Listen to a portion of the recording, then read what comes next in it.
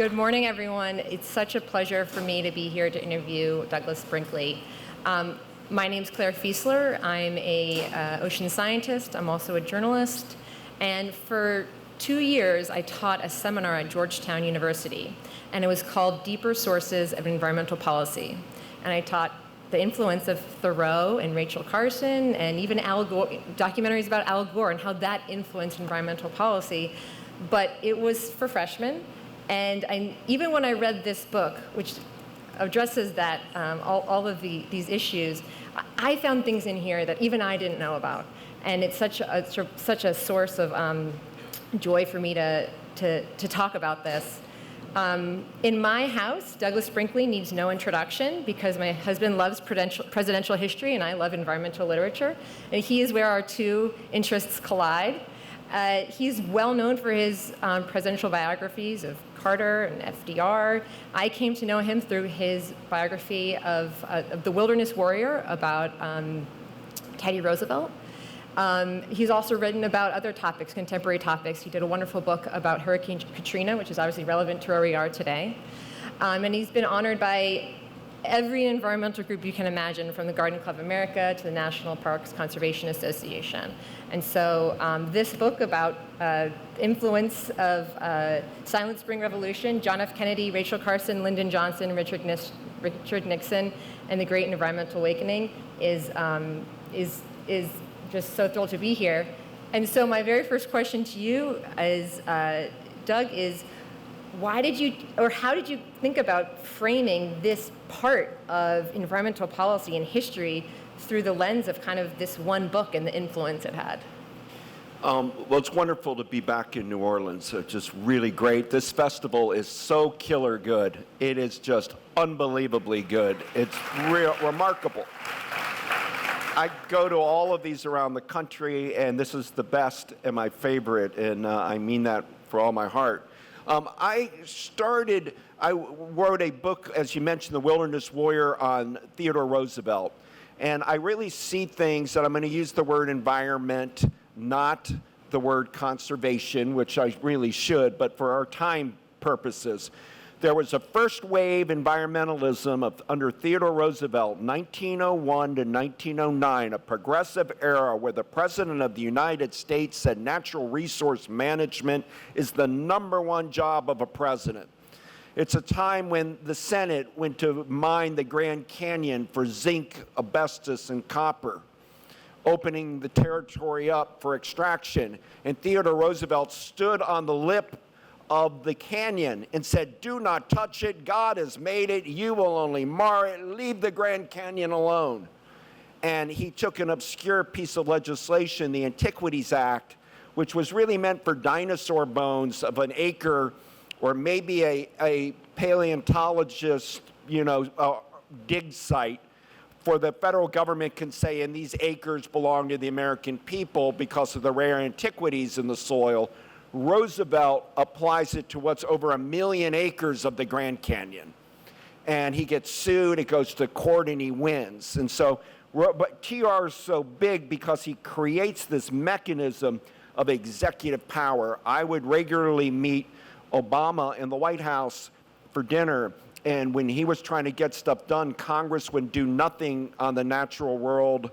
And so Obama grabbed Theodore Roosevelt's executive power, and Obama started saving places like the San Juan Islands of Washington, or like new history sites for LGBTQ like Stonewall in New York, to the National Park System, or Buffalo Soldiers, or Cesar Chavez, and opening up the net. But that's TR, and he also did the Forest Service.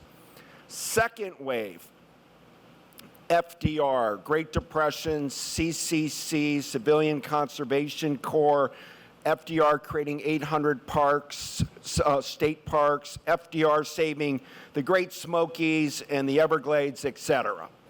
The third wave, what this book is, has Kennedy, Johnson, and Nixon on the title, but it was really the writer Rachel Carson who triggered this third wave environmentalism, and we're waiting for the fourth wave right now.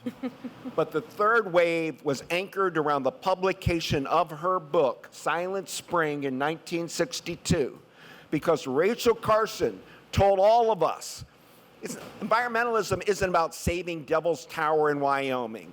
That's great. Or not even necessarily about saving a seashore like Cumberland Island, Georgia, although she was for that. It's public health. Rachel Carson said that you and you and your kids are getting sick if they're playing in the backyard due to toxic chemicals like you're seeing in East Palestine now. But as you all know, the Mississippi River's loaded with toxic discharge. If you fall into it, you feel you almost need to go to a hospital to make sure you're not sick. Companies were dumping pesticides, chemicals everywhere, and Carson's book woke up mothers and fathers, grandparents, that environmentalism or conservation and public health would unite. And from 62 to when my book ends in 73, Rachel Carson's spirit is part of all of the legislation we're all living on: Clean Air Acts, Clean Water Acts, endangered species, air quality, getting rid of smog. The list is long. She triggered a third wave of the environmental movement. What I love that you've called attention to is Silent Spring has this lasting impact as a book, but you in your book talk about how her other books about the ocean, the sea around us, had such an impact on Kennedy. Can you talk about that for a little bit before she even wrote Silent Spring? Yeah, Rachel Carson, I don't know how many of you are familiar with her work, but she wrote an amazing trilogy of books around the ocean. And I think if you get a chance, the Modern Library has her 3 books. But Rachel Carson was born in Pennsylvania. The Allegheny River was a dirty backyard. She had a naturalist bent. She wrote for St. Nicholas Magazine essays as a girl getting published. Right. She went to Chatham in Pennsylvania, and there a professor told her, mix Darwinian science with writing. You're good at both. She went to Woods Hole, which is by Hyannisport, and at Woods Hole first time she saw an ocean, she got very interested in migratory eels, which can go from Africa all the way to the rivers of Pennsylvania. And she ended up getting a zoology degree at Johns Hopkins, writing articles for the Baltimore Sun, but then started during World War II writing about the oceans. You might know the name Jacques Cousteau. You might know Sylvia Earle. Nobody's written about the oceans more beautifully than Rachel Carson, right? About the shorelines and the wildlife there. They're remarkable. One of her fans were the Kennedy family. Rose Kennedy loved Rachel Carson, John F. Kennedy's mother, and reading Rachel Carson was just part of who the Kennedys were. And also a book by Henry Benson called The Outermost House about the Cape Cod dunes. And so Jack Kennedy, who was a senator, was a show horse, not a workhorse. He did adopt seashore preservation as a big part of his policy of the New Frontier. And it's under Kennedy that he creates, right out of the gate as president, Cape Cod National Seashore, Padre Island National Seashore, and Point Reyes in California. There are even details in here that I just find only Douglas Brinkley could dig that up. When I think JFK won his Senate race, I think Justice William Douglas gave him a copy of one of Rachel Carson's books when he won. And I looked at the footnote from that, and it was an interview you had done with someone from the Kennedy family like 5 years ago. And so some of the details you were able to get with direct interviews from the Kennedys brought to life some of these things that I had known about, but hadn't understand the real connection between these physical books and these presidents. Well, Ethel Kennedy's still with us and has great memory, and as do all of the Kennedy family. And the thing to understand about Cape Cod, it's a passion. I can ask all of you, what is your Walden Pond? What place in your life, in the natural world, has spoke most to you? It could be a grandmother's farm. It could be the Smoky Mountains. It could be Rock Rib Coast of Maine. And the Kennedy answer was the Atlantic seaboard, but particularly the Cape Cod because of the penchant for sailing. But what's not understood is Rose Kennedy grew up in Concord, Massachusetts, and her hero was Henry David Thoreau. And Rose Kennedy, all the Kennedy kids learned not to swim in the Atlantic, but in Walden Pond, as if the baptismal. and Rose Kennedy then, we started making the kids read Thoreau's Cape Cod, one of his books that's lesser known than Walden or others. And she went undercover for the CIA, Rose, on a mission to Russia to make sure Henry David Thoreau was carried in libraries. I love that detail. I was like, is this real? So Rose was deep into Henry David Thoreau, and Thoreauism took off in the mid-50s. The Wilderness Society under Howard Zahniser, David Brower at the Sierra Club, they started putting Thoreau on all of their mastheads. William O. Douglas of Supreme Court was calling Thoreau the Great American.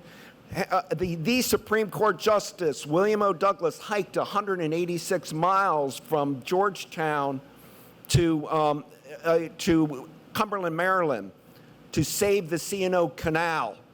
And he would read out loud Walking by Thoreau at the campfire.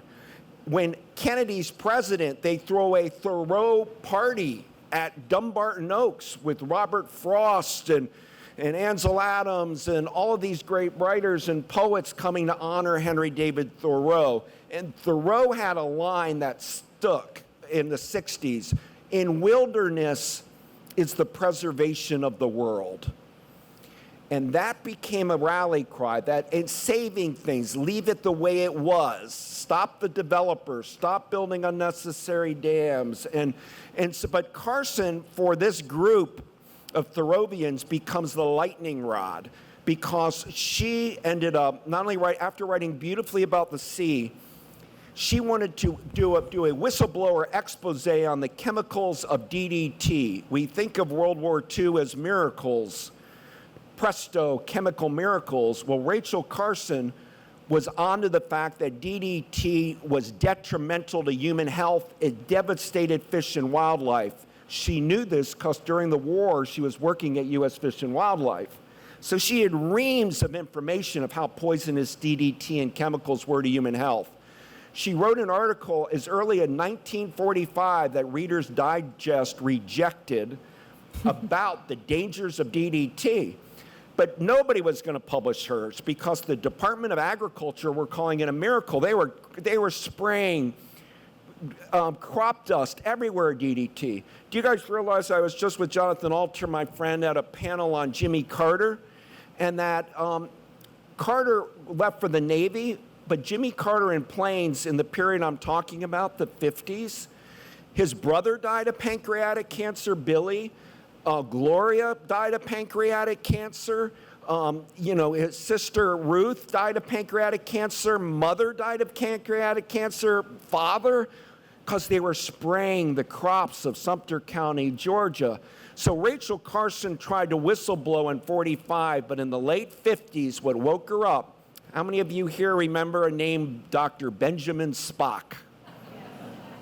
Dr. Spock's sister, Marjorie Spock, his brother was a baby doctor and a big one, sold millions of copies of his books about how to raise children. But Marjorie Spock sues because she's an organic farmer living in Suffolk County, New York, having a beautiful organic farm. And here are Suffolk County mosquito control and USDA crop flights blanket spraying her property. And she said, they're taking my right away to be an organic farmer because they're spraying pesticides that I don't want. It's a marvelous Supreme Court case, and that's where it goes. Who does control the airspace above your property? She loses in the Supreme Court, but Justice Douglas writes, I just got goosebumps, wrote an incredible dissent defending her right to organic farming. And Rachel Carson got all of the legal documents from that Supreme Court case, and she started writing Silent Spring in the late 50s, and it's drama because she's found to have breast cancer, which metastasizes, and she's in regular radiation treatment, losing all of her hair. She's wearing a wig. and she types away in Silver Spring, Maryland, and up in Maine. And she knows that if she gets the books done, her ally, William O. Douglas, on the Supreme Court, through the Kennedys, will get her message out. And the book came out first in the New Yorker excerpts, and holy hell broke loose. Because the guy's agrochemical is huge. It's like oil and gas lobby of today. And here they're taking a little, Rachel Carson, a biologist, taking on the entire industry. And when Kennedy, to my everlasting admiration, was at a podium and asked about the controversy, he said, yeah, I know Rachel Carson, and I'm going to investigate her research. And he brought the best scientists in America together on a panel who's found out Kennedy's panel said Rachel Carson's right. Yet our country still wouldn't ban DDT. And it doesn't get banned until 1972 when William Ruckelshaus of the EPA and Richard Nixon do away with DDT in North America. Well, this is something, Rachel Carson was really attacked at the time, and you really lay that out. We think of her as, this great book, but at the time she was really attacked by all these companies, and you really methodically go through the way that the politicians themselves had to do this balancing act of being as middle of the road as possible. Do you think that part of the history gets lost sometimes, of how much she really was attacked by these companies? Oh God, they called her, she never married, so she was called a lesbian. They called her a hysterical woman. They called it pseudoscience. The attacks of the agricultural sector. Brutal. But Bill Douglas had friends, including Eric Sevareid of CBS, who Douglas would hike with. Sevareid, if any of you remember him, he wrote a book about the boundary waters of Minnesota, about canoeing up there. Beautiful little memoir book, and had a naturalist bent. And he put Rachel Carson on primetime TV for an hour on CBS. And they pitted Carson versus the agrochemical industry, and the way it was either framed by CBS or came out, she devastated them on television. And out of this, guys, grows this movement. I was telling my friend here, I was writing a book on Cesar Chavez, but Chavez, the United Farm Workers, was the first entity under Cesar Chavez and Dolores Huerta to ban pesticides, because all the agricultural workers in the San Joaquin Valley, Imperial Valley in California were getting horribly sick from these chemicals. It wasn't a light game. Deformed babies. Right. It was ugly. And so Chavez's hero was Rachel Carson. And the Kennedys helped keep her going. Bobby Kennedy worshipped Rachel Carson. She would come to Bobby Kennedy's house in Hickory Hill. But more to the point, William O. Douglas, the Supreme Court Justice from Yakima, Washington, Mr. Hiker Outdoorsman, he took Bobby Kennedy to Siberia when nobody would go to Russia to do a hike through Siberian wilderness. And Bobby caught 104 fever. He was sweating like we all are now. And he had 104 fever, and Douglas is with him in a outbank hut. And in the morning says, Bobby, you're very sick. He puts on his backpack, Douglas, and says, I'm going to leave you here. This is where men part. I have to go on with my journey. And Bobby, they was left to die, because Douglas had this Darwinian thing, men, the way the hike must go on. You've fallen from the trail. And Ethel Kennedy told me she wouldn't forgive the SOB Douglas for letting her her husband die. But Bobby learned from it. Bobby took a lesson from it of Douglas was right. And in fact, when John F. Kennedy was assassinated, Robert F. Kennedy climbed the tallest mountain in Mount Kennedy, they named, in British Columbian Rockies. And he climbed to the top to put a flag on top of the mountain and a PT-109 pin. But that was Douglas had trained him in the hardiness of the outdoor life in camping. And Bill Douglas, Supreme Court Justice, went Once he won the C&O Canal fight, he went to the coast of Washington and hiked with Ethel and Bobby Kennedy.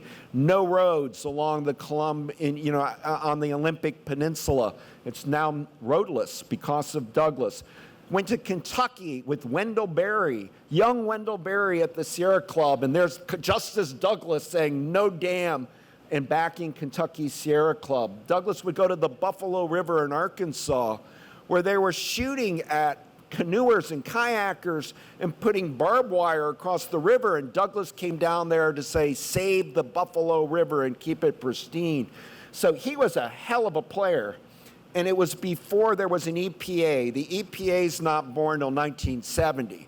And these Clean Air and Water Acts were in legislation. So Douglas's Supreme Court office was a one-person clearinghouse for environmental grievance.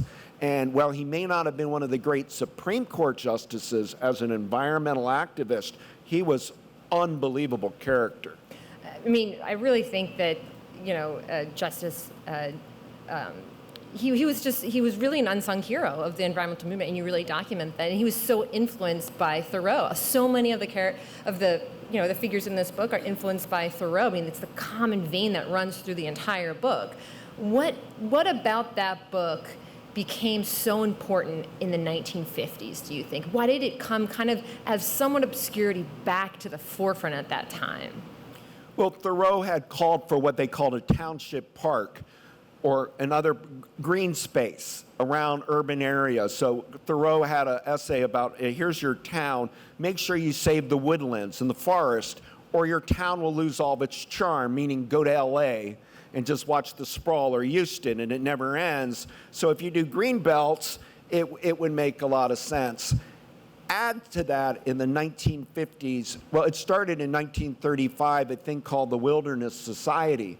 But there became, after World War II, we had so many automobiles and so many roads, and commercialism unleashed in suburbia. And that there became a movement for wilderness. How do we put aside 1 million acres of wilderness so no cars come in? Cars were seen as evil by the wilderness lobby because they would go in. If you built a road, in came electricity, in came infrastructure, and the pristine wilderness gone. FDR, most famously, a guy, Harold Ickes, the Interior Secretary for FDR, came up with a plan to save Kings Canyon National Park of today in California, in the Sierras. And he had young Ansel Adams took photos of it, and Ickes cleverly, Eleanor Roosevelt used to say, if you want to save land, bring photos to Franklin. He was the sucker for pretty nature photographs. So here's young Ansel Adams, gorgeous photos, with Ickes ushering Adams into the White House. And they told him their plan to do million-acre of roadless wilderness in the Sierra. Kings Canyon National Park today has that feature. And Roosevelt looked and said, oh my God, I never get to see those pretty places because of my wheelchair. Without a road, I can't see anything, meaning it's discriminatory against handicapped people. And Roosevelt called him out on it, and then he said, all right, I'll sign it. And he signed it. And that was the first beginning of wilderness. And with that victory, it grew in the 50s. And in the mid-1950s, guys, the brutal showdown was at Dinosaur National Monument in Colorado, where a dam being proposed would have ruined the integrity of Dinosaur National Monument. Monuments are part of the National Park Service. And so a group led by the Sierra Club and Wallace Stegner, the novelist, said, no dam. It breaks the rules of a national park. And that started feeding, and Stegner was promoting Thoreau, Douglas promoting Thoreau, Brower promoting Thoreau. They became, I don't like the word cult, but it became a group of people that elevated Thoreau's stature up to something like a mystical saint. That's right. Mentioning Cesar Chavez, I just looked at his son show me his library, private library. Cesar Chavez, great activist. Gandhi books, there's all of Thoreau. And remember, Martin Luther King Jr., Thoreau was his big hero for his essay on civil disobedience. And just so you know, also, guys, in this period, the nuclear bombs at Hiroshima and Nagasaki that brought us war created havoc in America because we blew up from 1945 to 1992. The U.S. government exploded 1,052 nuclear weapons. And the Nevada range, we were blowing them up willy-nilly. And people would get sick, not just the Navajo, not just the Mexican-American population, oh, that's important enough, not just white, poor ranchers. It blew far and wide, the fallout.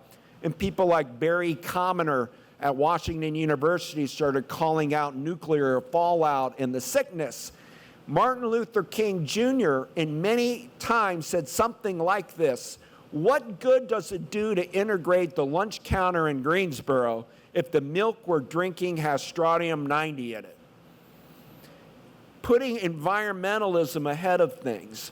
And today we hear a term, environmental justice. You're going to go to Notre Dame and you take a class on the environment at Notre Dame, and though you'll be learning about environmental justice, it really began in earnest with Coretta Scott King's protest against the bomb with testing with sane, and Martin Luther King at the garbage strike in Memphis, looking at environmental conditions for people of color, how we treat people of color horribly in America, how then and now we dump waste and debris and toxic chemicals into non-white communities all over America. Chavez was calling it out, and it's grown into being a movement, but we all have to recognize we do that. When we create all of these debris, industrial debris, where do we bury it? Wherever poor people of color are. And in the 60s, this was an undercurrent of the civil rights movement and particularly of the Chavez-Flores Huerta movement out in California. Doug, before we run out of time, I want to make sure that we talk about the Nixon era, because it's an era that it was complicated. And people often forget that most of our environmental laws today come out from Nixon administration, including the Endangered Species Act, which this year we're celebrating 50 years.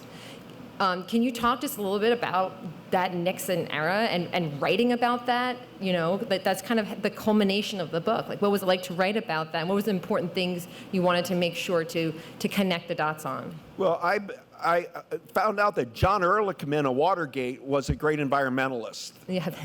Who knew? Didn't know? He went to UCLA, and Ehrlichman became a land water lawyer in Puget Sound, Washington. And his big thing, Ehrlichman, was he was a NIMBY lawyer. So the wealthy up there, where Bill Gates and the gang live today, didn't want an aluminum plant near them. They'd hire Ehrlichman's firm, and he would do a not in my backyard a lawsuit. And he was a Republican, and a moderate Republican with an environmental bent. Nixon in '68 ran for president, did not like the environmental issue. He knew it because he was in California politics, so he wasn't awful at it, but it wasn't his thing. And he told Ehrlichman, as long as Ed Muskie doesn't have his name on anything, Nixon loathed Muskie, loathed him. I'll work with Scoop Jackson, who was for the Vietnam War, and I'll sign, and Scoop helps Lyndon Johnson save the North Cascades National Park in 1968. And Scoop Jackson had a Cracker Jack staff, legal staff. So Nixon starts relying on Scoop Jackson and John Dingell. Nixon's only president 8 days, and the Santa Barbara oil spill happens.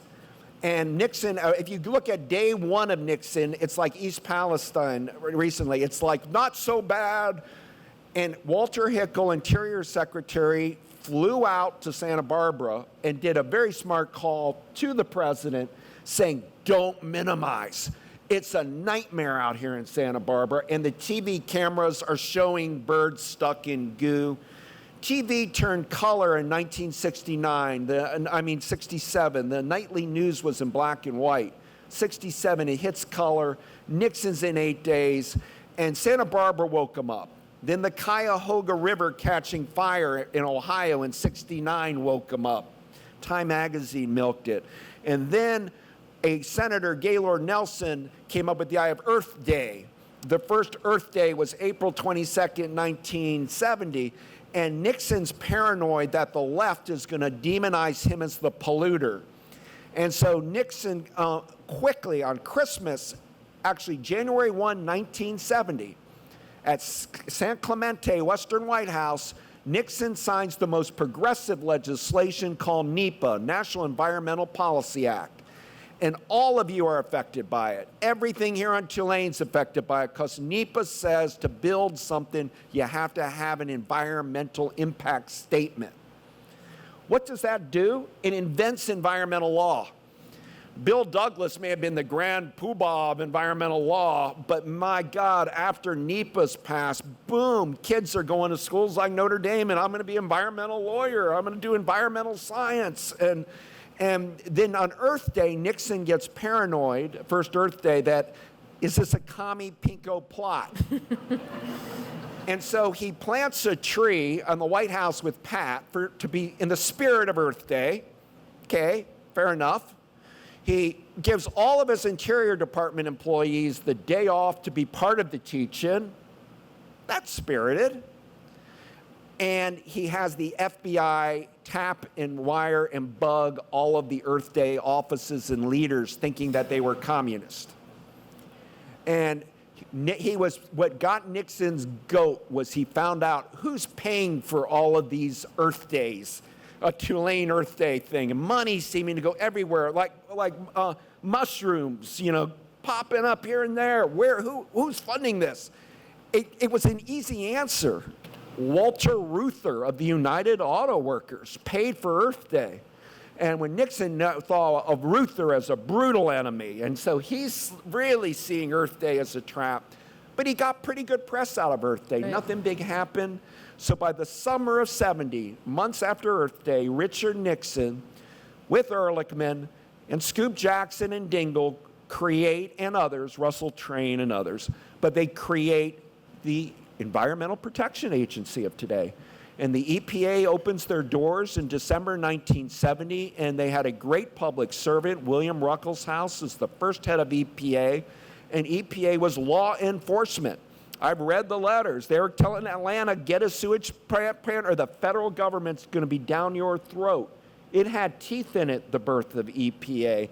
And then by endangered species, Nixon is all about endangered species, and it passes the Senate, guys, 92 to nothing in 1973. Yeah, you called it the least controversial legislation of Nixon's presidency. Even the NRA was in favor of it. Yeah, even the NRA was in favor. I mean, the National Rifle Association was in favor. I mean, that is pretty non-controversial. So what's the answer, guys? Not about leaders. It's about you. It's about us. It's about the power of the people saying, we've had enough. We don't want toxic waste in our backyard. We don't want dirty air. We don't want poison water. I interviewed Ralph Nader for this book, and Nader said to me, Doug, my whole life has been about one question. And I said, I'm always thinking of him with consumer advocacy. And I said, well, obviously, what's the question? He said, why can't we swim in the river in our backyard in America? Who took that right away from us? Right. Why are we afraid of our own rivers as Americans? It's a good question, and it's one we don't ask a lot because we just got used to not demanding it. Once Nixon's gone, guys, it dies quickly because Nixon's ensnarled in Watergate. The OPEC Arab embargo hits in late 73, coinciding with the Endangered Species Act. And the right being, they form a counter-revolution to Rachel Carson, which is the birth of the Heritage Foundation, American Enterprise Institute, the Chamber of Commerce's, the Koch brothers, Shafee brother. They formed an organized front to destroy federal regulations of the Kennedy, Johnson, and Nixon years. And I think that's why reading this book, it just felt, it's about this era of the long 60s, but it felt so contemporary. One, because your introduction is just one of the most emotional introductions of a book I've actually read, talking about kind of the environmental crises, wildfires in California rolling out, but also kind of the way some of these things just felt very under fire under the past couple of years, including the kind of the pushback on the Endangered Species Act that happened during Trump that I'm reporting on right now. All this proposals to, delist 40 species with almost no evidence at all, and groups now suing the government for that. So it just feels so contemporary even now. I have a million more questions, but I want to open it up to questions of the audience. And if people will go around. Well, you come up, let me say on the endangered species, you should look, Andy Warhol did a whole series of endangered species you can pull up online, and Robert Rauschenberg did the first poster of Earth Day. It's a collectible. Yes, you mentioned a fourth environmental or conservation wave. Is this not to address global warming, or do you mean something else? I mean global warming. Okay. Climate change is the fourth wave, and it's going to be global. It's going to be triggered by Generation Z. The young kids are tired of having a degraded planet. And it may, when you don't have 92-0 on endangered species, it might be states. So California, Washington, Oregon are taking the lead on environmental issues right now, but they have their own climate crisis going on. How do you deal with fossil fuels when you're dealing with flooding from massive snows and wildfires? And so it's in disarray. But I, as a teacher, am hopeful. I mean, we have to stay that way, that we can make changes, but we got to protect we won a lot of things like endangered species, brought back the bald eagle, California condor, alligators to our detriment, there's so many of them. Canada geese were almost extinct. Wood storks just were. Wood storks. Yep. And whooping cranes, and we brought them back. So there's a lot of victory in the third wave, but the fourth wave now is tough because the politics aren't good and it's global. On the other hand, there's a bench of young people. We've done well teaching Earth Day, ecology, earth science. You know, there's a consciousness there. It just hasn't risen quite the way that it's an explosion like it was in the 60s. You've brushed up against the answer to this question, I think, but it is your perception that the environmental movement has lost its intensity? Yeah, it's not the issue. The midterm elections, environment was like number 5. Climate's talked about in the Democratic Party without talking climate. But to be perfectly candid with you guys, if I go to Toledo, Ohio, I grew up around that area, or Georgia where I grew up, but if I go to a group like this and talk about the need to clean Lake Erie, in the 60s, Lake Erie was dying. The novelist Kurt Vonnegut said it's dying of human excrement and Clorox bottles. Today, it's phosphates being run in it. Elizabeth Colbert of The New Yorker just wrote a beautiful essay about my river I grew up on, the Maumee, being that polluted. If I go up there and say, guys, shouldn't we be able to swim in Lake Erie, fish in Lake Erie? I'll get a standing ovation from the Trump people, anybody. Everybody, community wants their community great, but when I use the word environment, it's maybe once I could sneak it in, but if I say it 2 or 3 times, I'm seen as a stalking horse for the Democratic Party. Meaning, distrust, he used the environmental word, this is an Al Gore guy, this is an Obama guy. And so a lot of it is the language, and we haven't created one that's based on what Johnson tried to do when he did American Beauty, American beautification, tie it into the psyche of the nation. Or, you know, as Theodore Roosevelt said, the British have Westminster Abbey, we have the Tetons, the French have the Louvre, we have the Everglades, the Indians have Taj Mahal, we have Zion National Park. That these are what makes America great is our landscape and natural features. And then everybody, as Rachel Carson knows, wants their kids to grow up in a clean environment, not near a cancer alley. Any more questions? I just had one more question. You know, writing this book is really different than writing a single presidential biography. So from like a craft perspective, what was different for you sitting down to write this book, a book you've probably been thinking about for a long time? Well, it was easy for me to make this book short, which some of you would have wished, because there was a bill. Rachel Carson died in '64 from cancer, and Kennedy was killed, as you all know, in '63. I had enough of a story to just deal with Kennedy and Carson. But the truth of the matter is Carson's power came after her death when all of these legislations started going. And if I ended it with Johnson, you get Lyndon and Lady Bird, which is great. And Lady Bird, as you know, is a huge part of my book, and Yes, we didn't she have is. time to talk about her today. But she was a remarkable conservationist. But Nixon getting all this stuff done, that's what we're living off of today, is EPA, the Clean Water Act of 1972, the Clean Air Act of 1970. It might sound micro to you, but everything we're living on, getting lead out of gasoline, recyclable bins, it all came kind of post-Earth Day. And Earth Day 70 triggered pop culture. Marvin Gaye, you know, Mercy Me, The Ecology, and Neil Young doing songs, and Pete Seeger fighting to save the Hudson River on his boat, and you know, all the rock musicians in California stopping a nuclear power plant at Bodega Bay, and all these things build in the 70s, and I found 73 to be the real close mark. So if I cut Nixon out of it, I would have been disingenuous. Believe me, Nixon isn't a seller. It does not, the conservatives don't like him, and Democrats loathe him. So there's not a hot market for him in that regard. But I do think he's gotten a bad deal of people not understanding that he meant. Yeah, he doesn't get enough credit, frankly. He doesn't get enough credit, Nixon. I never thought I'd say that. I don't want the word taken out of context. But he didn't get enough credit for what he did because of Vietnam and Watergate. But he was willing to play ball with the head of the Sierra Club, David Brower, who Ron Dulham's a Black Panther activist congressman from Oakland.